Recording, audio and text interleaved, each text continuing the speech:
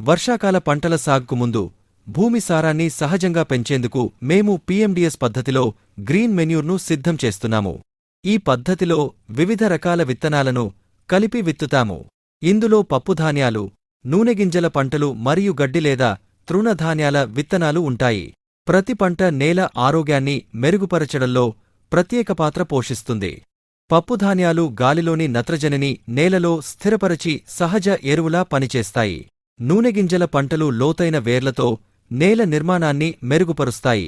తృణధాన్యాలు అధిక హరిత ద్రవ్యరాశిని ఉత్పత్తి చేసి నేలకు సేంద్రియ పదార్థాన్ని అందిస్తాయి. భూమిని సిద్ధం చేసిన తరువాత ఈ విత్తనాలన్నింటినీ కలిపి పొలంలో సమానంగా చల్లుతాము.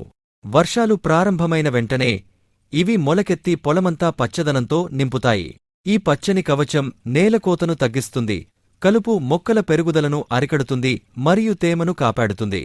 సుమారు 45 నుండి 60 రోజుల తర్వాత పుష్పించే దశకు ముందే ఈ పచ్చని పంటలను నేలలో కలుపుతాము. అవి కుళ్ళిపోవడంతో విలువైన పోషకాలు విడుదలై నేలలో సేంద్రియ కార్బన్ పెరుగుతుంది.